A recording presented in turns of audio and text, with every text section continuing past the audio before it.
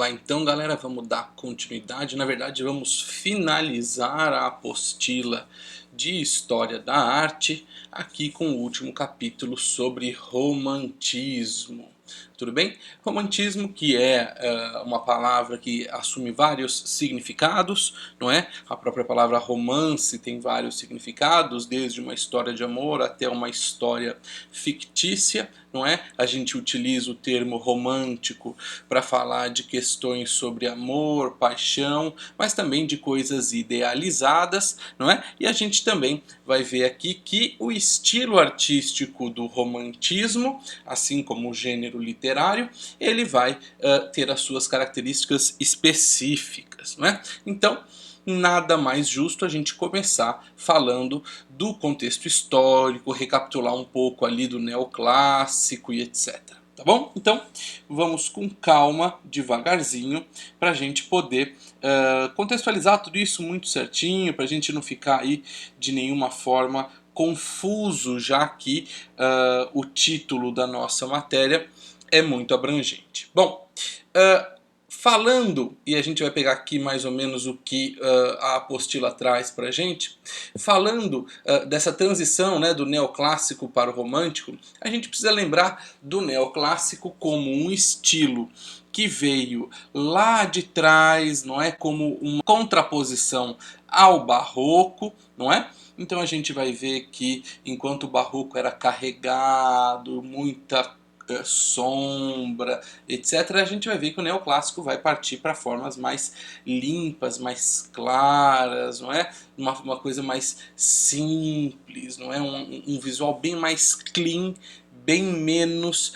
rebuscado como o barroco. Né? No meio disso a gente viu ali muito interessante também a questão do rococó, não é? Que foi um braço do barroco que se desenvolveu na França e depois passou a influenciar outras regiões do mundo, não é? Mas a gente tem que fazer o contexto histórico, por quê?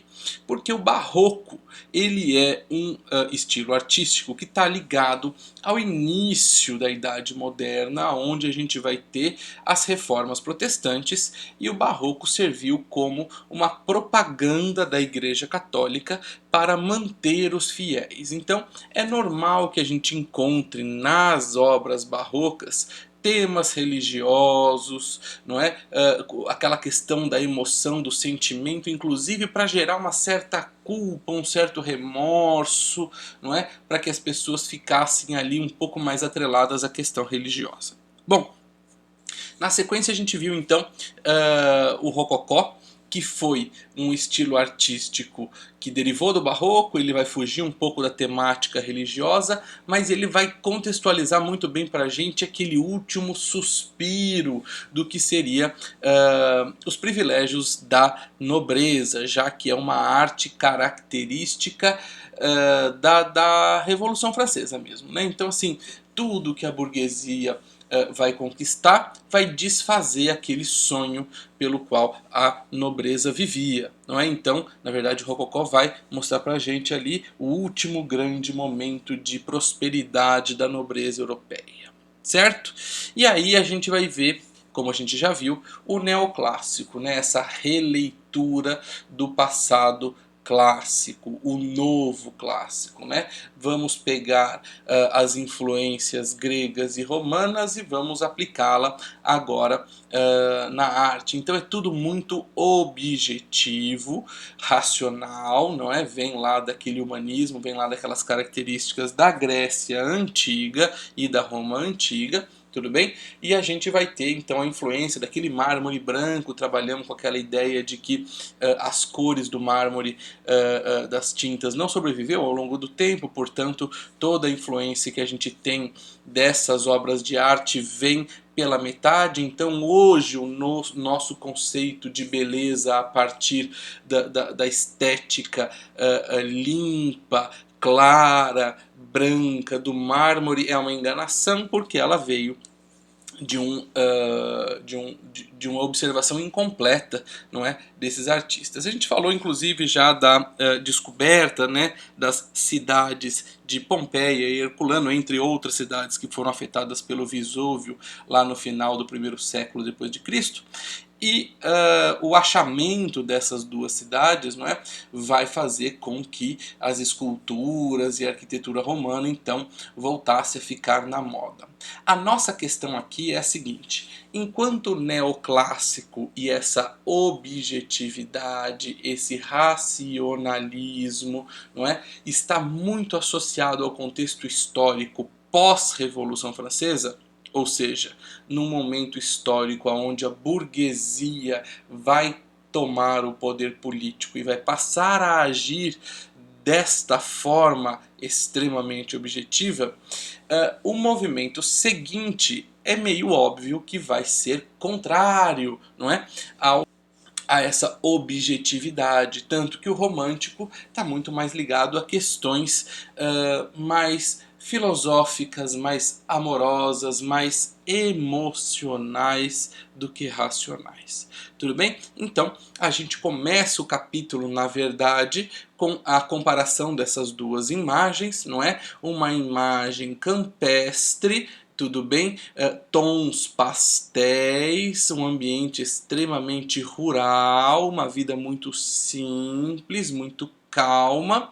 E a gente vai ter também aqui uma imagem que lembra muito esse período que a gente estava falando, de revolução industrial, de tomada do poder por parte da burguesia, de uma contradição entre a luz e a sombra, um ambiente conturbado que transmite outras sensações diferentes daquela do ambiente campestre. Tudo bem? O que a gente pode, não é, fazer uma comparação muito óbvia aqui é o seguinte: esse quadro é de 1872 até 1875, não é? E ele não é muito longe do quadro campestre aqui, não é? Da carroça de feno, de 1821. Então os dois são mais ou menos do mesmo período, não é? Mas um já demonstra muito mais a questão do poder da burguesia e de como a Revolução Industrial estava transformando o mundo,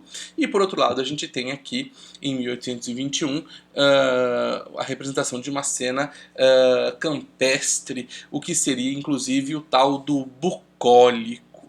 Tudo bem? Vamos lá.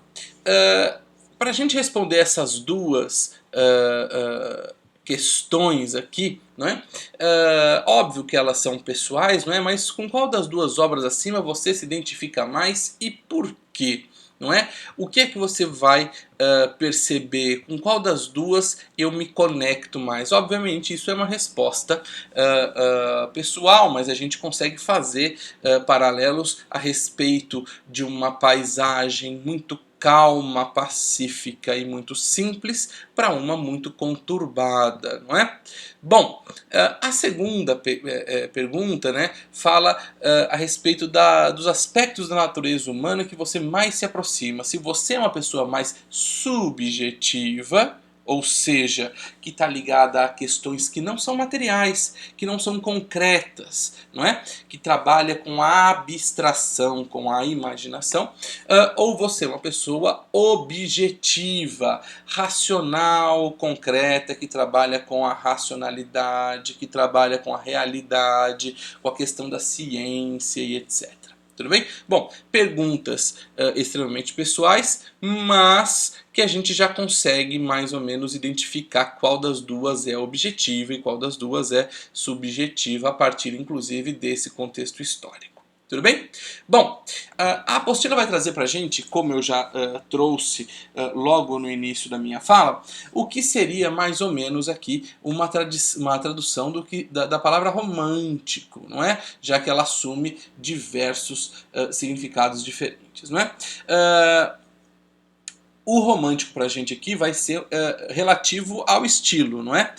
Mas ela também pode estar relacionada a questões de emoção e sensibilidade. Dificilmente isso vai estar ligado a uma objetividade, não é? Então, quando se fala de alguma coisa que é romântica, eu li um romance, mas isso é uma visão romântica sobre esse assunto, não é uma questão objetiva, não é uma questão questão racional. Então, o romantismo, e isso já vai aparecer logo aqui no segundo parágrafo pra gente, não é?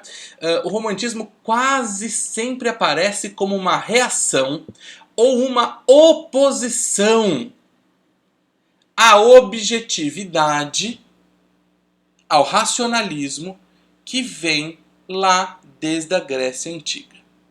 Tudo bem? Por isso vai se aproximar do barroco, obviamente. Se aproximar no ponto em que os dois trabalham com emoção. Vai ter uma diferença, obviamente, entre a emoção do barroco e a emoção do romântico, não é? Mas os dois fogem desse ceticismo, não é? Que é característico desses momentos como o Renascimento ou como o Iluminismo, movimentos marcadamente de poder e controle da burguesia. Tudo bem? Para a gente falar a respeito dessas emoções, tem duas palavrinhas que vão definir para a gente o que seria a alma do romântico ou do estilo, não é? Do romantismo, que seria o sublime, não é? E o sublime pode ser, como eu disse, desmontado em duas outras palavras. Sublime é uma palavra muito complicada de se trabalhar porque ela é um adjetivo que pode assumir características muito diversas, não é? O sublime é algo que varia entre a admiração e o medo. Quando você se depara com uma situação onde você fica completamente pasmo em relação ao poder, à imagem, ao sentimento, às vezes até espiritual que aquilo te traz, e ao mesmo tempo que aquela grandiosidade te deixa completamente estarrecido, de alguma forma ela também te traz um certo terror, um certo medo, um certo um incômodo de que essa grandeza também me torna algo muito pequeno. Essa imagem das montanhas rochosas nos Estados Unidos, não é, que a gente vê uma população nativa, não é, do Albert Bierstadt, né? Eu acho essa obra absolutamente fantástica, eu gosto muito das obras dele, mas a cor que ele usa, o impacto que a paisagem dá é exatamente isso, como isso tudo é muito grande, como tudo isso é muito bonito, muito vasto, e ao mesmo tempo como tudo isso me torna algo extremamente insignificante. Então eu vou variar aí em torno desse contexto que é o sublime, que é a admiração marcada por um medo, por um terror que se mescla. Eu não fico com medo ao ponto de ter pesadelos, mas aquilo vai me trazendo uma sensação de realidade, não é? Aonde a natureza passa a ser exatamente essa realidade, a natureza passa a ser uma das principais características do romântico. O romântico está sempre muito ligado ao campo, o romântico está sempre muito ligado a questões mais abstratas de filosofia e etc. E a gente viu que os estilos mais ligados à burguesia, como o neoclássico, por exemplo, estão ligados a ambientes mais urbanos, às cidades, às indústrias e etc. Tudo bem? Galera, como introdução aí a esse último capítulo de História da Arte, eu acho que a gente tem bastante material aí para poder pensar a respeito dessas questões, não é? Dessa contraposição de estilos artísticos e principalmente com relação à característica do romantismo enquanto algo que não é objetivo e que traz esse sentimento de terror com admiração que a gente caracterizou como o sublime. Tudo bem? Vou ficando por aqui. A gente termina então o estilo romântico em outra oportunidade. Tchau, tchau.